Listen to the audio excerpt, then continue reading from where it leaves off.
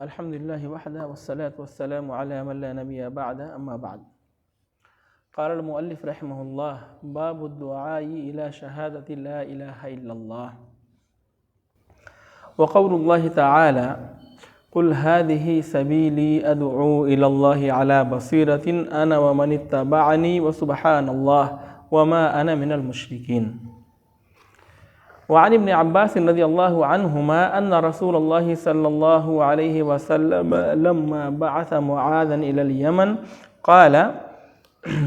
إنك تأتي قوما من أهل الكتاب فليكن أول ما تدعوهم إليه شهادة أن لا إله إلا الله، وفي رواية إلى أن يوحدوا الله، فإنهم أطاعوك لذلك فأعلمهم أن الله افترض عليهم 5 صلوات في كل يوم وليلة، فإنهم أطاعوك لذلك فأعلمهم أن الله افترض عليهم صدقة تؤخذ من أغنيائهم وترد على فقرائهم، فإنهم أطاعوك لذلك فإياك وكرائم أموالهم واتقي دعوة المظلوم فإنه ليس بينها وبين الله حجاب. أخرجاه.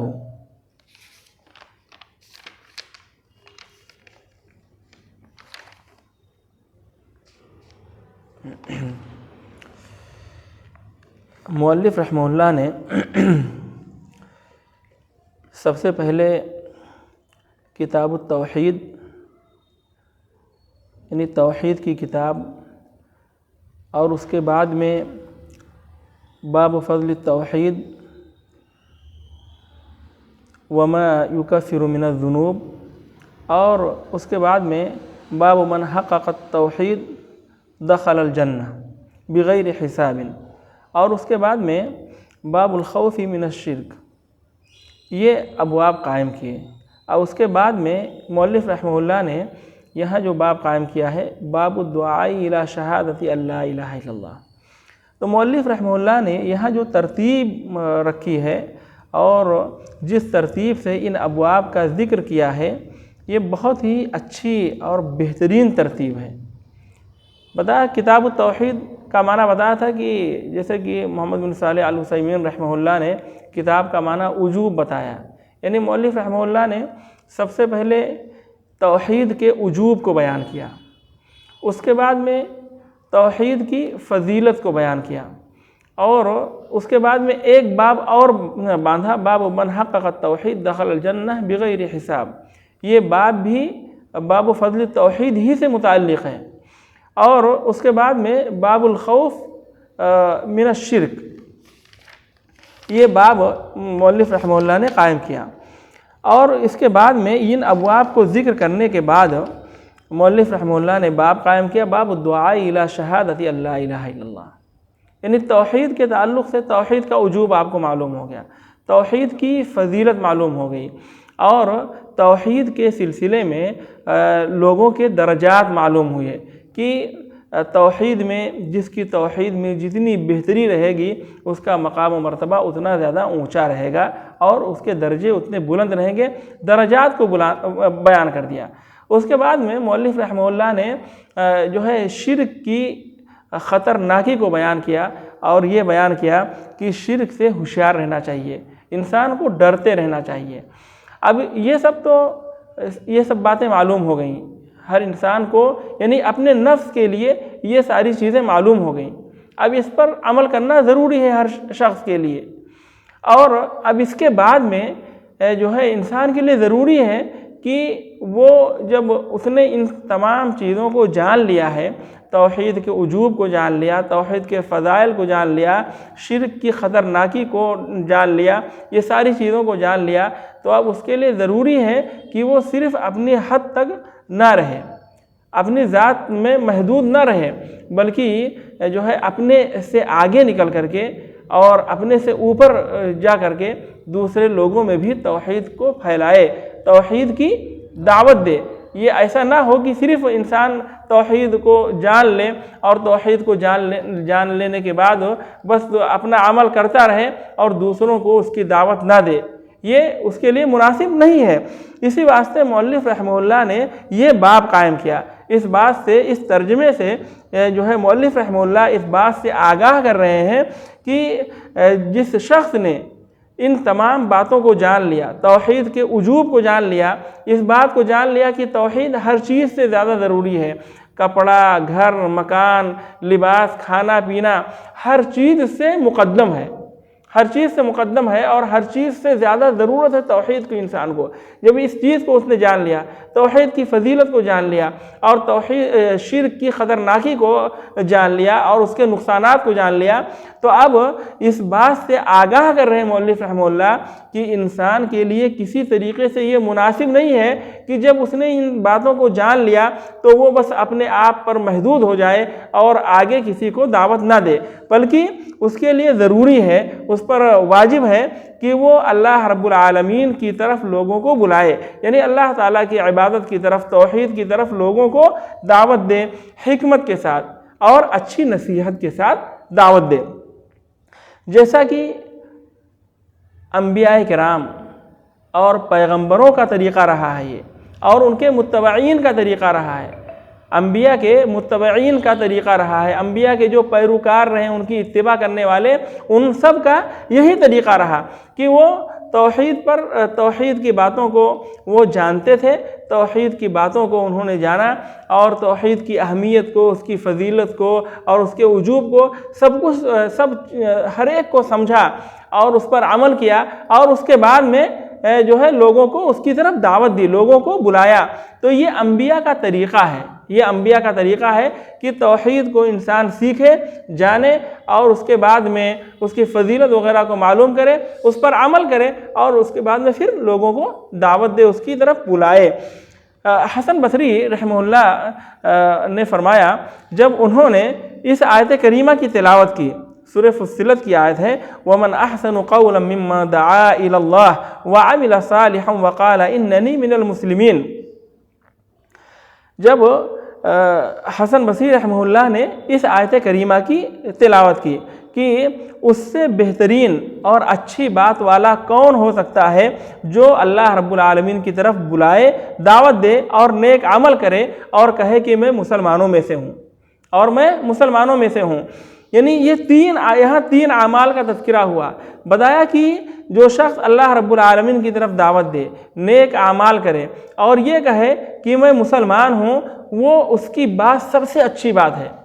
اللہ رب العالمین کی طرف دعوت دینا یہ سب سے اچھی بات کی طرف دعوت دینا ہے، اور اللہ رب العالمین کی طرف دعوت کی جو بات ہے وہ سب سے اچھی بات ہے۔ بتایا سب سے اچھی بات اس شخص کی ہے، سب سے بہترین بات اس شخص کی ہے جو اللہ رب العالمین کی طرف دعوت دے۔ فرمایا وَمَنْ أَحْسَنُ قَوْلًا مِّمَّنْ دَعَا إِلَى اللَّهِ، اس سے بہتر بات والا کون ہو سکتا ہے جو اللہ رب العالمین کی طرف بلائے، اللہ کی طرف دعوت دے اور نیک عمل کرے اور کہے کہ میں مسلمان میں سے ہوں۔ تو حسن بصری رحمہ اللہ نے جب اس آیت کریمہ کی تلاوت کی تو انہوں نے کہا ایسے لوگوں کے بارے میں جو اللہ رب العالمین کی طرف دعوت دیتے ہیں، اور نیک عمل کرتے ہیں اور کہتے ہیں کہ میں مسلمان ہوں، تو ان کے بارے میں اس آیت کریمہ کو پڑھنے کے بعد حسن بصری رحمہ اللہ نے کہا کہ یہ لوگ اللہ کے حبیب ہیں۔ یہ کون ہیں؟ جو ان صفات کے حامل ہیں، جن کے اندر یہ بات پائی جاتی ہے، یعنی جو اللہ تعالیٰ کی طرف بلاتے ہیں، نیک عمل کرتے ہیں اور یہ کہتے ہیں کہ میں مسلمان ہوں۔ یہ لوگ فرمایا کہ یہ لوگ اللہ کے حبیب ہیں، اللہ تعالیٰ کے حبیب ہیں، اللہ تعالیٰ کے ولی ہیں، اور اللہ رب العالمین کے چنندہ بندے ہیں، منتخب بندے ہیں اللہ رب العالمین کے، اور اللہ تعالیٰ کے یہ بہترین بندے ہیں، سب سے برگزیدہ بندے یہی ہیں، اور پوری روئے زمین میں اللہ تعالیٰ کے نزدیک سب سے زیادہ محبوب بندے یہی لوگ ہیں۔ اللہ رب العالمین کی دعوت انہوں نے قبول کی۔ اللہ رب العالمین نے کیا کہا؟ اعبدوا اللہ ولا تشرکوا بہ شیئا۔ سب سے پہلے انہوں نے اللہ رب العالمین کی دعوت قبول کی، اللہ تعالیٰ نے ان کو اپنی عبادت کی طرف بلایا اور انہوں نے لبیک کہا کہ اے اللہ ہم تیری عبادت کرتے ہیں۔ اللہ رب العالمین کی دعوت انہوں نے قبول کی، اور پھر اسی دعوت کی طرف خود انہوں نے دعوت قبول کی، اور دعوت قبول کرنے کے بعد لوگوں کو بھی بلانا شروع کر دیا، لوگوں کو بھی جو ہے بلایا اللہ رب العالمین کی طرف، یعنی توحید کی طرف، اللہ کی عبادت کی طرف لوگوں کو دعوت دی، اور پھر وہ نیک عمل کرتے رہے، نیک عمل کرتے رہے، ایسا یعنی توحید ان کو معلوم ہو گئی، اللہ کی عبادت معلوم ہو گئی، اب اس میں وہ لگے ہوئے ہیں اور دوسروں کو اس کی طرف بلا رہے ہیں۔ ایسا نہیں کر رہے ہیں کہ اب جب معلوم ہو گیا تو عمل کو چھوڑ دیں اور صرف بلانا شروع کر دیں، دعوت و تبلیغ ہی کریں، تقریریں کریں، یہ نہیں، بلکہ عمل کرتے ہوئے وہ لوگوں کو بلا رہے ہیں، عمل کرتے ہوئے بلا رہے ہیں لوگوں کو، اور کہہ رہے ہیں کہ میں مسلمان ہوں، اور کہہ رہے ہیں کہ میں مسلمان ہوں۔ فرمایا حسن بصری رحمہ اللہ نے کہ یہ اللہ رب العالمین کے خلیفہ ہیں، اللہ رب العالمین نے ان کو زمین میں جانشین بنایا ہے، خلیفہ بنایا ہے، اور زمین کا وارث ان کو بنایا ہے۔ تو حسن بصری رحمہ اللہ کی یہ تفسیر ہے، اور اس آیت کریمہ کے بارے میں وَمَنْ أَحْسَنُ قَوْلًا مِّمَّنْ دَعَا إِلَى اللَّهِ وَعَمِلَ صَالِحًا وَقَالَ إِنَّنِي مِنَ الْمُسْلِمِينَ، کہ یہ لوگ یعنی ان صفات کے جو حامل ہیں یہ اللہ رب العالمین کے حبیب ہیں، اللہ کے ولی ہیں، اور اللہ رب العالمین کے چنندہ برگزیدہ بندے ہیں، اور بہترین لوگ ہیں زمین میں، روئے زمین میں سب سے زیادہ محبوب ہیں اللہ رب العالمین کے نزدیک یہ لوگ، اور انہوں نے اللہ رب العالمین کی دعوت کو قبول کیا، اور پھر اللہ رب العالمین کی عبادت کی طرف، توحید کی طرف لوگوں کو دعوت دی، اور خود عمل کرتے رہے، دعوت دیتے رہے، اور یہ کہتے رہے کہ ہم مسلمان ہیں۔ تو یہ بتایا کہ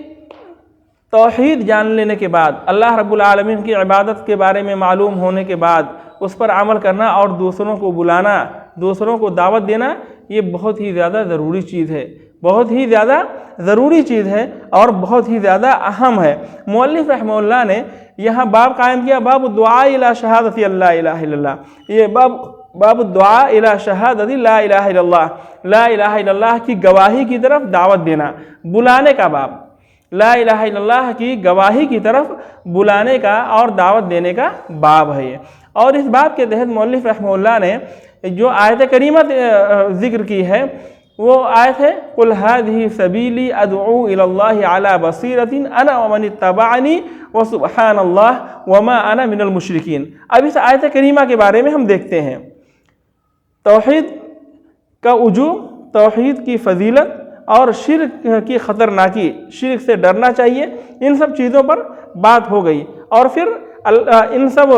کو جاننے کے بعد کیا ضروری ہے انسان پر کہ توحید کی طرف، اللہ کی عبادت کی طرف، لا الہ الا اللہ کی گواہی کی طرف لوگوں کو بلایا جائے، یہ ضروری ہے انسان کے لیے یہ ضروری ہے۔ اور اسی چیز کو ثابت کرنے کے لیے مؤلف رحمہ اللہ نے یہ باب قائم کیا ہے، یہ ترجمہ قائم کیا ہے، اور اس کے بعد میں یہ آیت انہوں نے ذکر کی ہے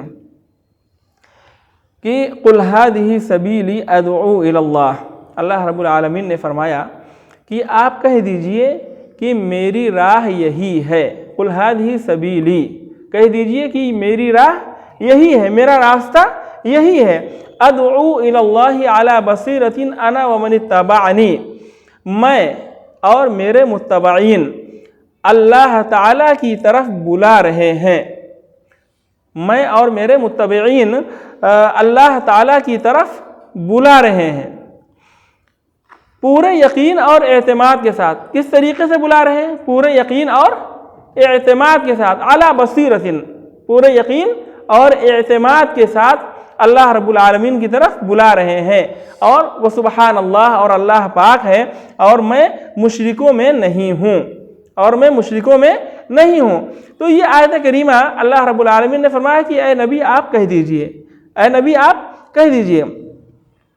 اب اس آیت کریمہ کی تفسیر میں ہم دیکھتے ہیں اللہ رب العالمین اپنے نبی جناب محمد رسول اللہ صلی اللہ علیہ وسلم سے فرما رہے ہیں قل یا محمد، اے محمد آپ کہیے، یعنی اے هذه الدعوة التي ادعو الیہا والطریقہ التي انا علیہا، یعنی یہ دعوت جس کی طرف میں بلا رہا ہوں، یہ دعوت جس کی طرف میں بلا رہا ہوں، اور یہ راستہ جس راستے پر میں ہوں، یعنی اللہ تعالیٰ کی توحید کی طرف دعوت دینے والا راستہ، اللہ رب العالمین کی طرف دعوت دینے والا راستہ، اور اللہ رب العالمین کے لیے عبادت کو خالص کرنے والا راستہ،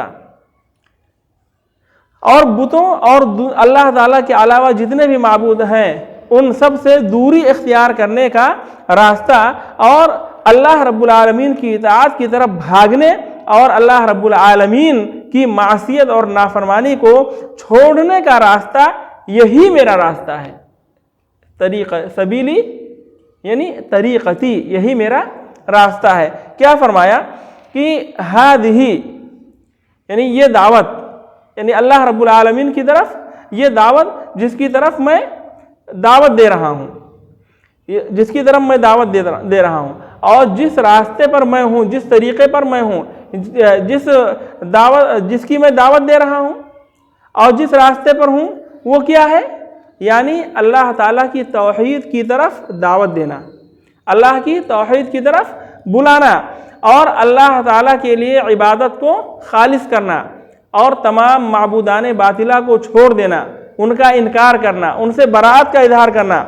اللہ تعالیٰ کی اطاعت کی طرف بھاگنا اور اللہ تعالیٰ کی معصیت کو چھوڑ دینا، یہ میرا راستہ ہے، یہ میرا راستہ ہے۔ قل ہذہ سبیلی، قل ہذہ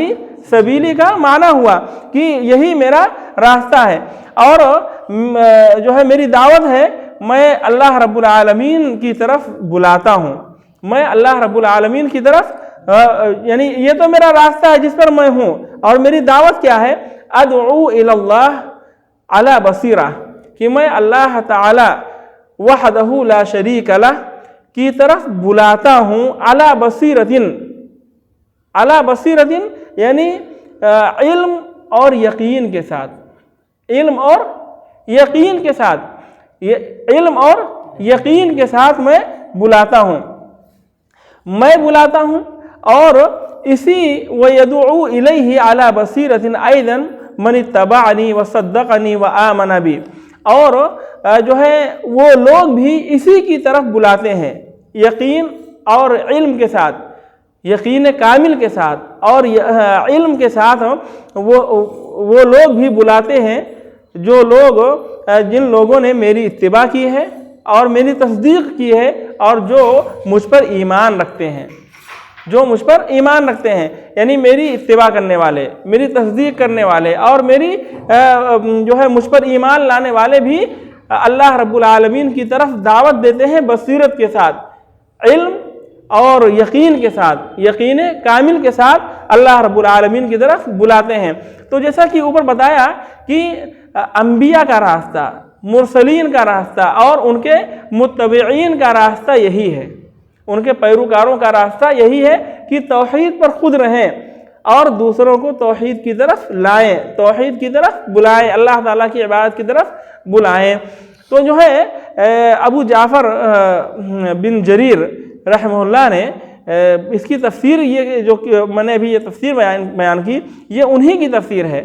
وہ اس آیت کریمہ کی تفسیر میں قل ھذہ سبیلی ادعو الی اللہ علی بصیرۃ انا ومن اتبعنی وسبحان اللہ وما انا من المشرکین، اس کی تفسیر بیان کرتے ہوئے یہی کہتے ہیں کہ اللہ رب العالمین نے اپنے نبی محمد رسول اللہ صلی اللہ علیہ وسلم سے کہا ہے کہ اے محمد آپ کہہ دیجئے کہ یہ دعوت جس کی طرف میں بلا رہا ہوں اور یہ طریقہ جس طریقے پر میں ہوں، وہ طریقہ کیا؟ یعنی جو ہے اللہ تعالیٰ کی توحید کی طرف بلانا، اللہ رب العالمین کے لیے عبادت کو خالص کرنا، اور اللہ رب العالمین کی اطاعت کی طرف بھاگنا، اللہ تعالیٰ کی معصیت کو چھوڑ دینا،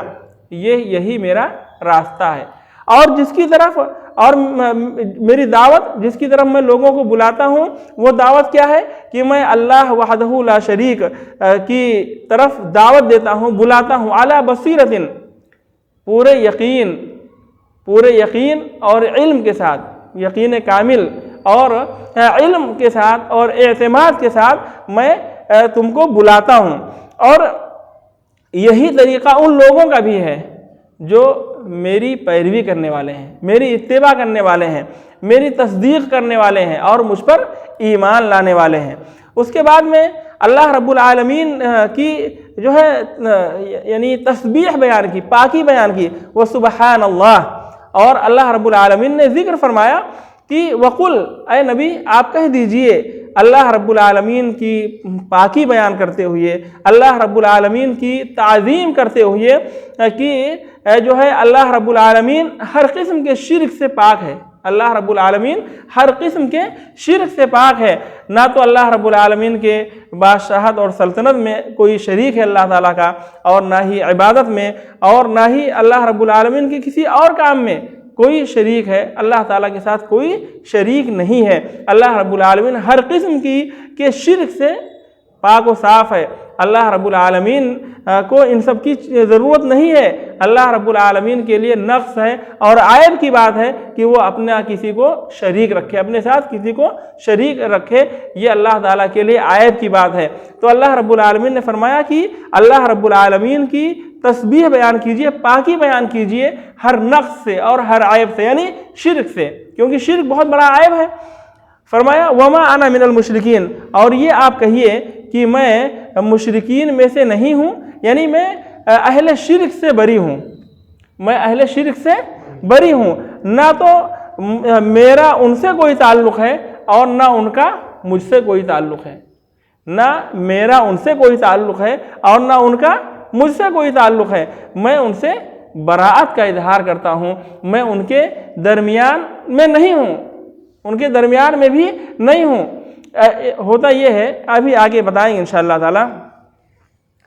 تو یہ ابو جعفر بن جریر طبری رحمہ اللہ نے اس آیت کریمہ کی یہ تفسیر بیان کی، اور ابن القیم رحمہ اللہ نے اس آیت کے سلسلے میں جو ہے ایک بہت اچھی بات کہی ہے۔ انہوں نے یہ بات کہی کہ اس کا یہاں مراد یہ ہے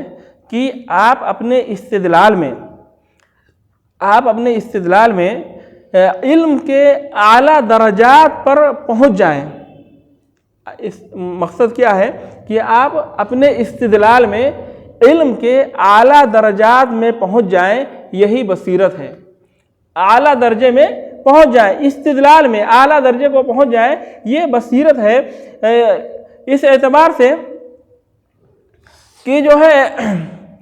یعنی یہ معلوم، جو حقیقت معلومہ ہے، جو معلوم چیز ہے، وہ آپ کے دل میں ایسے سما جائے جیسے کوئی چیز آپ آنکھ سے دیکھ رہے ہوں، جیسے آپ کوئی چیز آنکھ سے دیکھ رہے ہوں، وہ یعنی یہ معلوم اور یہ چیز، یہ حقیقت آپ کے دل میں ایسے سما جائے۔ جو چیز آنکھ سے آپ دیکھتے ہیں، ظاہر سی بات ہے اس پر آپ کو سب سے زیادہ یقین ہوتا ہے، اس کا آپ کبھی انکار نہیں کر سکتے ہیں، آپ اس کا کبھی انکار نہیں کر سکتے ہیں۔ جس چیز کو آپ نے آنکھ سے دیکھ لیا ہے اپنے، اس کا کبھی انکار نہیں کر سکتے ہیں۔ تو یہ علم اور یہ حقیقت آپ کے دل میں بالکل ایسے رچ بس جائے، یعنی اس کو کہتے ہیں علم کے اعلیٰ درجے تک پہنچ جانا۔ علم کے اعلیٰ درجے تک پہنچ جانا یہ بصیرت ہے۔ وہ اس طور سے کہ جو ہے آپ کے دل میں معلوم، یعنی جس بات کا آپ کو علم ہے، وہ آپ کے دل میں ایسے سما جائے گویا کہ جیسے آپ نے اس کو آنکھ سے دیکھا ہو، بالکل سے دیکھی ہوئی چیز کی طرح ہو۔ تو یہ جو ہے یہ خصوصیت ہے جس سے اللہ رب العالمین نے صحابہ کرام کو جو ہے خصوصیت عطا فرمائی۔ صحابہ کرام کے اندر یہ خصوصیت بدرجہ اتم موجود تھی، اور تمام امتوں میں صحابہ کرام اس معاملے میں ممتاز تھے۔ بصیرت کے سلسلے میں صحابہ کرام ممتاز تھے۔ اللہ رب العالمین پر یقین اور اعتماد بالکل اسی طریقے سے تھا کہ گویا کہ جو ہے یہ ساری چیزیں وہ اپنے آنکھوں سے دیکھ رہے ہوں، یہ سب باتیں ان کے دل کے اندر ایسی سمائی ہوئی تھیں، ایسی بسی ہوئی تھیں کہ گویا کہ یہ سب چیزیں انہوں نے آنکھوں سے دیکھا ہو اور دیکھ رہے ہوں آنکھوں سے۔ تو اللہ رب العالمین نے یہ بتایا کہ جو ہے یہ صحابہ، ابن قیم رحمہ اللہ نے بتایا کہ یہ صحابہ کرام کی خصوصیت تھی، اللہ رب العالمین نے یہ خصوصیت ان کو عطا فرمائی، اور یہ خصوصیت ایسی ہے کہ اس خصوصیت کی وجہ سے وہ تمام امتوں میں ممتاز ہیں، اور بالکل سے جو ہے تمام امتوں میں بالکل واضح ہیں اور سب سے اونچائی پر ہیں صحابہ کرام۔ بتایا کہ علماء کے درجات میں یہ درجہ سب سے اعلیٰ درجہ ہوتا ہے۔ بصیرت کا جو معاملہ ہے، یہ علماء کے جس کو بصیرت حاصل ہو گئی، یعنی معلوم کو، جس چیز کو وہ جانتا ہے اس کے سلسلے میں اس کا یقین اور اس کا اعتماد ایسا ہو کہ بالکل اس کے دل میں اس کا یقین اور اعتماد ایسا سما گیا ہو، ایسا بس گیا ہو کہ وہ گویا کی آنکھوں سے اسے دیکھ رہا ہے یا آنکھوں سے اس نے دیکھا ہے اس کو۔ تو بتایا کہ علماء کے درجات میں یہ سب سے اعلیٰ درجہ ہے بصیرت والی بات جو ہے۔ اللہ رب العالمین نے فرمایا قُلْ هَذِهِ سَبِيلِي أَدْعُو إِلَى اللَّهِ عَلَى بَصِيرَةٍ أَنَا وَمَنِ اتَّبَعَنِي، بتایا کہ یعنی میں اور میرے متبعین یہ بصیرت پر ہیں۔ اللہ رب العالمین نے فرمایا کہ آپ کہہ دیجئے کہ میرا راستہ یہی ہے، میں اللہ رب العالمین کی طرف بلا رہا ہوں۔ عَلَى بَصِيرَةٍ أَنَا وَمَنِ اتَّبَعَنِي، یعنی اس کا معنی بتایا کہ میں اور میرے متبعین، میری اتباع کرنے والے بصیرت پر ہیں، بصیرت پر ہیں یعنی یقین اور اعتماد پر ہیں۔ اور اس کا معنی یہ کہا گیا ہے، اس کے معنی میں اور بھی باتیں کہی گئی ہیں، یعنی ایک معنی یہ ہے ادعو اے انا ادعو الی اللہ علی بصیرہ ومن اتبعنی کذلک یدعو الی اللہ علی بصیرہ، یعنی ایک معنی تو یہ ہے کہ میں اور میرے متبعین دونوں بصیرت پر ہیں، علم اور یقین پر ہیں۔ اور ایک معنی یہ ہے کہ میں اللہ رب العالمین کی طرف دعوت دیتا ہوں بصیرت کے ساتھ، علم اور یقین کے ساتھ، اور وہ لوگ بھی جو میری اتباع کرنے والے ہیں اسی طریقے سے وہ بھی بصیرت کے ساتھ یعنی علم اور یقین کے ساتھ اللہ رب العالمین کی طرف دعوت دینے والے ہیں۔ تو معنی تقریباً ایک ہی ہے، معنی ایک ہی ہے۔ مؤلف رحمہ اللہ نے یہاں بتایا کہ یہاں کچھ مسائل ہیں، اس میں کیا ہے، کچھ مسائل ہیں۔ ایک تو یہ بات بتائی گئی کہ اس کے اندر اخلاص پر تنبیہ ہے، یعنی اخلاص کے بارے میں آگاہ کیا گیا ہے کہ انسان کو بہت مخلص ہونا چاہیے، انسان کو بہت مخلص ہونا چاہیے، کیونکہ اس میں یعنی توحید کے اقرار میں بھی، لا الہ الا اللہ کے اقرار اور اس کے تقاضے پورے کرنے میں بھی، اور اس کی طرف دعوت دینے میں بھی مخلص ہونا چاہیے۔ کیونکہ بہت سارے لوگ اگرچہ وہ حق کی طرف دعوت دینے والے ہوتے ہیں، یعنی حق کی دعوت دینے والے تو ہوتے ہیں، لیکن دراصل وہ اپنے نفس کی طرف دعوت دیتے ہیں، وہ اپنے نفس کی طرف دعوت دینے والے ہوتے ہیں، کیونکہ ریاکاری انسان کے اندر آ گئی، دکھاوا آ گیا تو وہ سب باتیں آ جائیں گی۔ اس لیے یہ دعوت بھی کیا ہو، جو ہے بالکل اخلاص کے ساتھ ہو، اخلاص کے ساتھ ہو، اس کے اندر بھی ریاکاری، دکھاوا اور دوسرے جذبے نہ ہوں، خالص بس اللہ رب العالمین کی عبادت کی طرف بلانا، نیک نیتی، اچھا جذبہ ہو، اللہ رب العالمین سے اجر و ثواب کی امید کی غرض سے ہو، اور کسی وجہ سے اور کوئی دنیاوی مقصد اس میں نہ ہو۔ اس میں یہ بھی بتایا مؤلف رحمہ اللہ نے کہا کہ اس میں ایک مسئلہ یہ بھی ہے کہ بصیرت جو ہے، جو بصیرت اللہ رب العالمین نے فرمایا قُلْ هَذِهِ سَبِيلِي أَدْعُو إِلَى اللَّهِ عَلَى بَصِيرَةٍ، تو جو بصیرت بتائی ہے، بصیرت یہ فرائض میں سے ہے۔ بصیرت یعنی علم اور یقین، علم اور یقین حاصل کرنا یہ فرائض میں سے ہے، یہ واجب ہے کہ انسان بصیرت پر ہو، علم اور یقین کے ساتھ ہو۔ اور اسی سے یہ بھی معلوم ہوا کہ توحید کی خوبی کی نشانی یہ ہے کہ اللہ رب العالمین کو جو ہے تمام عیوب اور نقائص سے پاک کیا جائے۔ توحید کی یہ خوبی ہے، توحید کی یہ خوبی ہے، توحید کی خوبی کی نشانی اور علامت یہ ہے کہ اللہ رب العالمین کو تمام نقائص اور عیوب سے پاک قرار دیا جائے، پاک قرار دیا جائے کہ اللہ رب العالمین ہر عیب سے پاک ہے۔ توحید کے اندر یہ چیز ہے، یہ چیز ہے کہ اللہ تعالیٰ کو ہر عیب اور ہر نقص سے پاک گردانا جائے۔ اور جو ہے شرک کی قباحت یہ ہے، شرک کی برائی سب سے یعنی شرک کی سب سے بڑی برائی یہ ہے کہ شرک کے اندر اللہ رب العالمین کے یہاں نقص پیدا کیا جاتا ہے، اللہ رب العالمین کو عیب دار بنایا جاتا ہے۔ شرک کے ذریعہ اللہ رب العالمین کو عیب دار بنانا ہے، سمجھ رہے ہیں جی؟ گویا کہ یعنی شرک یہ اللہ رب العالمین کی ذات میں عیب پیدا کرنا ہے۔ جو لوگ مشرک ہیں وہ اللہ رب العالمین کی ذات میں، اللہ رب العالمین کے اندر گویا کہ وہ عیب تلاش کر رہے ہیں اور عیب ڈھونڈ رہے ہیں، اور یہ کہہ رہے ہیں کہ اللہ تعالیٰ عیب دار ہے، نعوذ باللہ من ذالک۔ ٹھیک ہے، تو بتایا کہ توحید کی سب سے بڑی خوبی یہ ہے کہ اس میں اللہ رب العالمین کو تمام نقائص اور تمام عیوب سے پاک گردانا جاتا ہے، پاک قرار دینا ہے توحید میں۔ اور شرک کی قباحت یہ ہے کہ اس میں اللہ رب العالمین کے اندر نقص ثابت کیا جاتا ہے اور عیوب جو ہے ثابت کیا جاتا ہے۔ اسی سے یہ بھی معلوم ہوا کہ مسلمان کو مشرکین سے دور رہنا چاہیے۔ اسی سے وما انا من المشرکین کہا، اور میں مشرکین میں سے نہیں ہوں۔ اس سے کیا معلوم ہوا؟ مولوی رحمہ اللہ کہتے ہیں کہ مسلمانوں کو مشرکین سے دور رہنا چاہیے، یعنی ان کے درمیان رہنا بھی نہیں چاہیے، ان کے درمیان رہنا بھی نہیں چاہیے۔ کیوں؟ بعض لوگوں کا خیال یہ ہوتا ہے کہ بھائی ہم تو شرک نہیں کر رہے ہیں نا، ان کے درمیان رہنے سے کیا نقصان ہے، ہم تو شرک نہیں کر رہے ہیں۔ تو یہ خیال نہیں ہونا چاہیے انسان کا، یہ خیال کر کے جو ہے ان کے درمیان نہیں رہنا چاہیے، مطلب ان کے درمیان رہنے کے لیے یہ چیز انسان اپنے دل میں نہ پیدا کرے کہ ہم تو شرک نہیں کر رہے ہیں نا، تو ان کے درمیان رہنے میں کیا حرج ہے۔ فرمایا کہ وما انا من المشرکین، میں مشرکین میں سے نہیں ہوں، یعنی انسان کو مشرکین کے درمیان رہنا بھی نہیں چاہیے، بھلے وہ شرک نہ کرے تب بھی، بھلے وہ شرک نہ کرے تب بھی وہ مشرکین کے بیچ میں نہ رہے۔ یہ اس آیت کریمہ سے یہ بات معلوم ہوتی ہے، اور اس کے بہت سارے نقصانات ہیں، بہت سارے نقصانات ہیں، آپ دیکھ سکتے ہیں اس کے نقصانات کہ بھائی جس معاشرے اور جس کلچر میں جن لوگوں کے بیچ میں جس سماج میں انسان رہتا ہے، ان سے اس سماج سے انسان متاثر ہوتا ہے،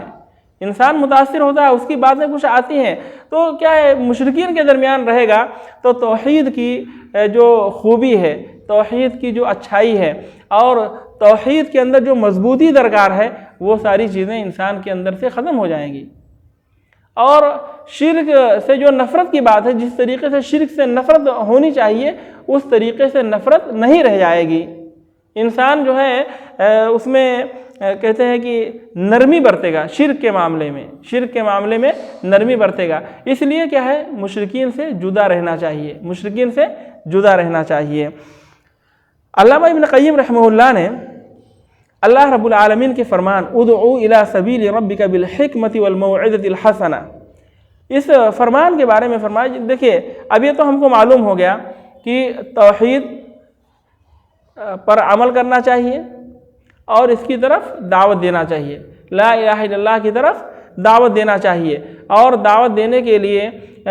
جو ہے انسان کے لیے ضروری ہے کہ وہ بصیرت پر ہو، یعنی اس کے اندر بصیرت ہو، یقین ہو اور علم ہو، اعتماد ہو، کہ یعنی بہت ہی مضبوطی اس کے علم میں اور اس کی بصیرت میں، اس کے یقین اور اعتماد میں بہت ہی زیادہ مضبوطی ہو۔ بتایا جیسے بصیرت کی تعریف کرتے ہوئے کہ انسان کے اندر کے دل میں علم اور یقین اور اعتماد ایسا سما جائے جیسا کہ اس چیز کو اس نے اپنی آنکھوں سے دیکھا ہو، ٹھیک ہے، تو یہ بصیرت ہے۔ پھر اس کی طرف دعوت دے کس کے ساتھ؟ جو ہے حکمت کے ساتھ اور موعظت حسنہ کے ساتھ۔ اب دعوت کے بھی کچھ تقاضے ہیں، اور ایسے نہیں بلکہ دعوت کے لیے کچھ چیزوں کا سیکھنا ضروری ہے، انسان کو ضروری ہے۔ اب اللہ رب العالمین نے اس آیت کریمہ کے اندر بیان کر دیا ہے، دعوت دینے کے لیے جن چیزوں کی ضرورت پڑتی ہے اللہ رب العالمین نے ان چیزوں کو بیان فرمایا۔ علامہ ابن قیم رحمہ اللہ رب العالمین کے فرمان ادعو الی سبیل ربک بالحکمۃ والموعظۃ الحسنہ کا معنی بیان کرتے ہوئے کہتے ہیں کہ اللہ رب العالمین نے اس آیت کریمہ کے اندر دعوت کے مراتب بیان کیے ہیں۔ مراتب مطلب درجہ، اسٹیپ اللہ رب العالمین نے بیان کیے ہیں اس آیت کریمہ کے اندر، اور اللہ رب العالمین نے اس کے 3 درجے رکھے ہیں، دعوت کے 3 درجے رکھے ہیں، 3 مراتب رکھے ہیں۔ دعوت کے کتنے درجے ہیں؟ 3 درجے ہیں، 3 مراتب ہیں۔ مدعو کی حالت کے اعتبار سے،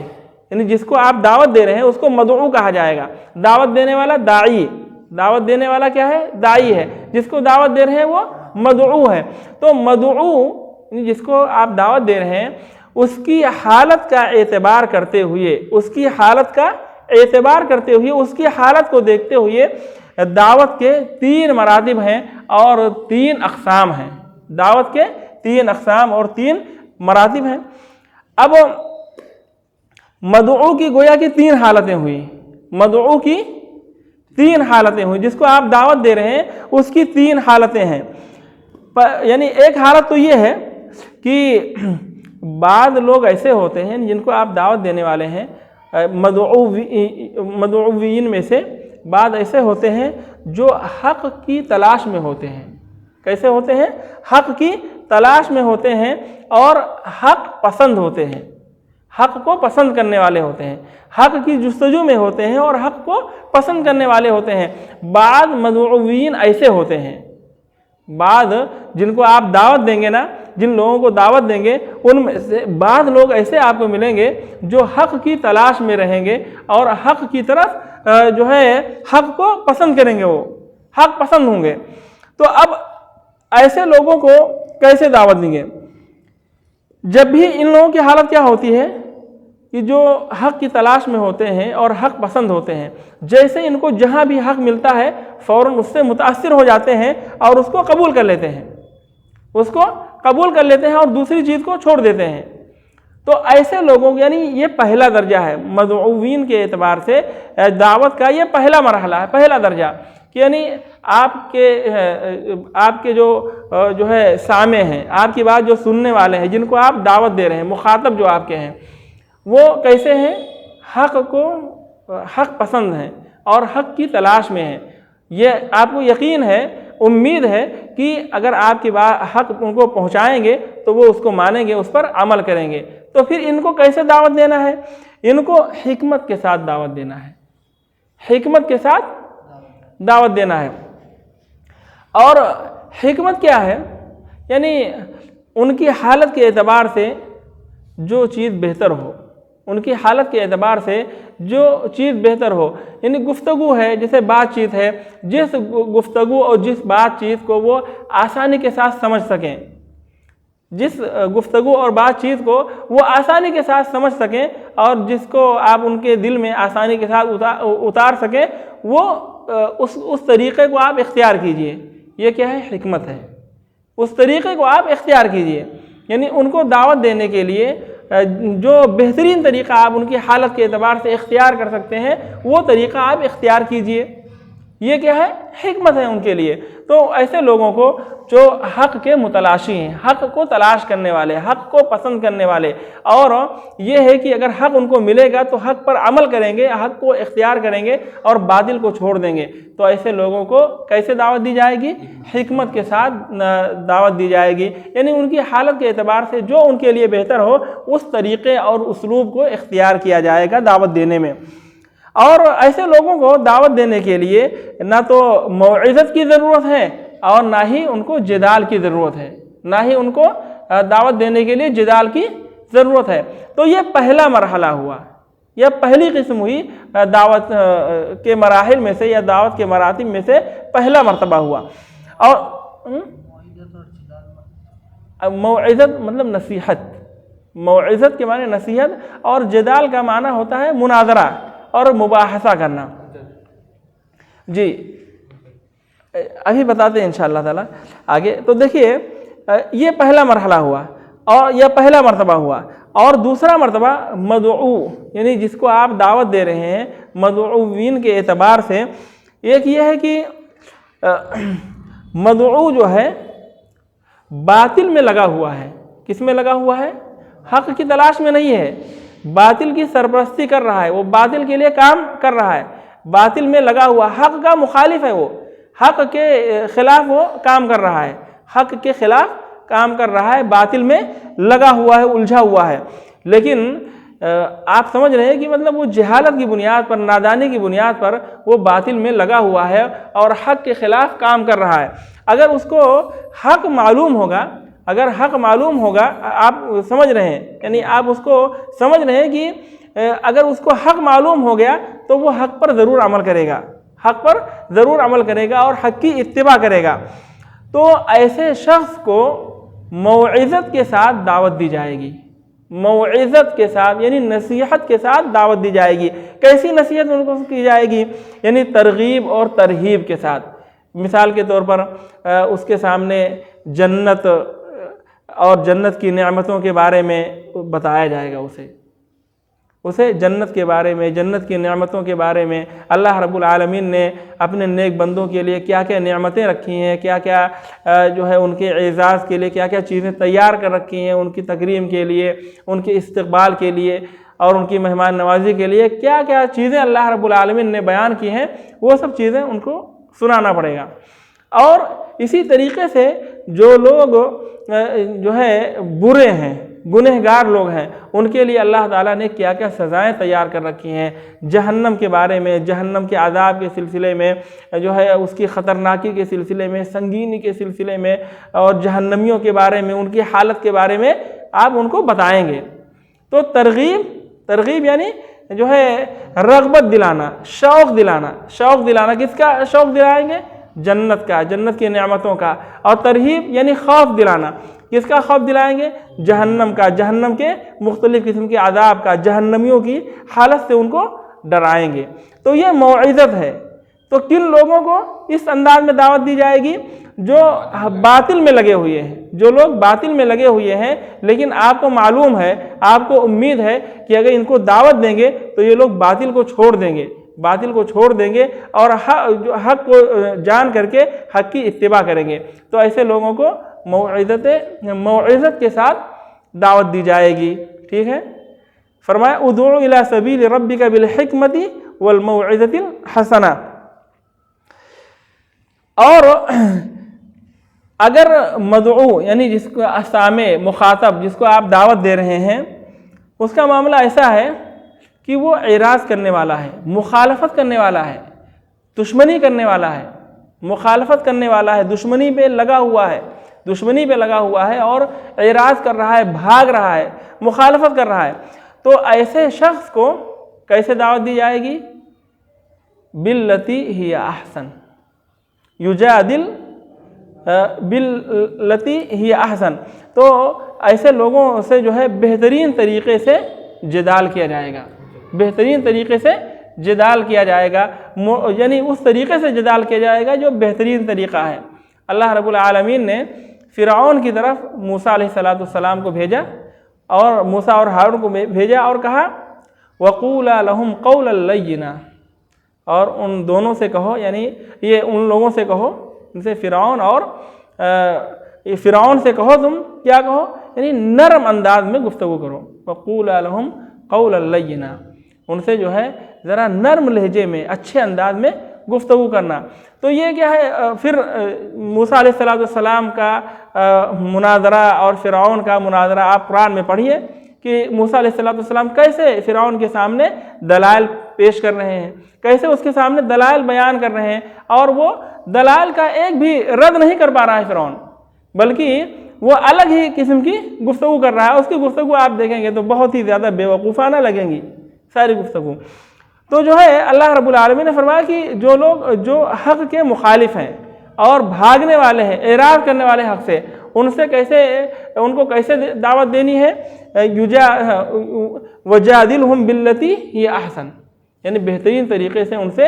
مباحثہ کرنا ہے، مناظرہ ان سے کرنا ہے۔ اگر کہا کہ وہ اگر پلٹ آتے ہیں، یعنی اعراض سے وہ پلٹ آتے ہیں، تو جو ہے ٹھیک ہے، یعنی آپ جو ہے ان سے بہترین طریقے سے گفتگو کریں گے۔ پہلے تو آپ بہترین فَقُولَا لَهُمْ قَوْلًا لَيِّنًا، یعنی نرم انداز میں گفتگو کریں گے۔ اگر وہ اس گفتگو کو، اس انداز کو وہ مان لیتے ہیں، قبول کر لیتے ہیں تو ٹھیک ہے،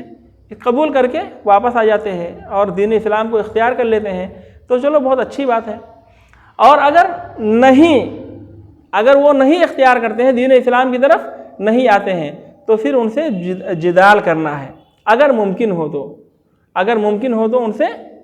جدال کرنا ہے۔ یہ دعوت کے مراحل ہیں، یہ دعوت کے درجات ہیں، اس کے مراتب ہیں۔ یعنی ایک تو یہ بتایا کہ مدعو کے اعتبار سے جس کو آپ دعوت دے رہے ہیں، دعوت کے 3 مراتب ہیں، 3 اقسام ہیں۔ یعنی مدعو آپ کو 3 قسم کے ملیں گے، تو دعوت بھی آپ کو 3 طرح کی دینی پڑے گی۔ یعنی پہلے تو یہ کہ مدعو حق کا متلاشی ہوگا، حق کو تلاش کرنے والا ہوگا اور حق سے محبت کرنے والا ہوگا۔ اگر اسے حق ملتا ہے تو اس پر وہ عمل کرنے والا ہوگا۔ تو اس کو کیسے دعوت دی جائے گی؟ حکمت کے ساتھ دعوت دی جائے گی، یعنی اس کی حالت کے اعتبار سے جو چیز مناسب ہوگی، جو اسلوب اور انداز، جو طریقہ دعوت کا مناسب ہو، وہ آپ اس کو اختیار کریں گے۔ اور ایک بتایا دوسرا یہ کہ حق کی مخالفت کر رہا ہے، یعنی باطل میں لگا ہوا ہے، باطل میں لگا ہوا ہے، لیکن امید ہے کہ اگر اس کو حق پہنچے گا اور حق پہنچائیں گے اس تک تو وہ اس پر عمل کرے گا اور اس کی اتباع کرے گا۔ تو ایسے شخص کو کیسے دعوت دیں گے؟ موعظت کے ساتھ دعوت دیں گے۔ موعظت یعنی ترغیب اور ترہیب کے ساتھ اس کو نصیحت کریں گے، یعنی جو رغبت والی چیزیں ہیں جیسے جنت ہے، جنت کی نعمتیں ہیں، اس کا وعظ اسے سنایا جائے گا، اس کی نصیحت کی جائے گی، اور ترہیب یعنی جہنم کی ہولناکیاں، خطرناکیاں، ان سب سے اس کو ڈرایا جائے گا۔ اور جو شخص معارض ہے یعنی بھاگنے والا ہے اور مخالفت کرنے والا ہے اور سرکشی پر آمادہ ہے، دشمنی پر آمادہ ہے، تو ایسے شخص کو کیسے دعوت دی جائے گی؟ باللتی ہی احسن، وہ طریقہ وجادلہم باللتی ہی احسن، ان سے اس طریقے سے گفتگو کرو، بحث و مناظرہ کرو جو بہترین ہو، جو کیا ہو؟ بہترین ہو، سب سے اچھا طریقہ ہو۔ اور بتایا فَقُولَا لَهُ قَوْلًا لَيِّنًا، اللہ رب العالمین نے موسیٰ اور ہارون کو جب بھیجا تو ان سے یہی کہا کہ فرعون سے جا کر کے ذرا اچھی گفتگو کرنا، نرم انداز میں گفتگو کرنا۔ بتایا کہ اگر یہ نرمی والی گفتگو اور بہترین مجادلہ اس سے وہ پلٹ آتے ہیں تب تو ٹھیک ہے، کوئی مسئلہ نہیں ہے۔ اگر وہ مخالفت پر آمادہ رہتے ہیں، مخالفت ہی میں رہتے ہیں، تو پھر جدال کی طرف منتقل ہوا جائے گا۔ اگر ممکن ہے تو جدال ان سے کیا جائے گا۔ تو آج کے درس میں بس اتنا ہی، انشاءاللہ تعالی جو حدیث میں نے پڑھی ہے اس حدیث کے بارے میں کل ہم لوگ پڑھیں گے اس کی شرح انشاءاللہ تعالی۔ وہ بھی اس سے بھی معلوم ہوتا ہے کہ لا الہ الا اللہ یعنی کلمہ توحید کی شہادت دینے کے بعد اور توحید معلوم ہو جانے کے بعد دعوت اس کی طرف دینا واجب اور ضروری ہے۔ سبحانک اللہم و بحمدک اشہد ان لا الہ الا انت استغفرک و اتوب الیک۔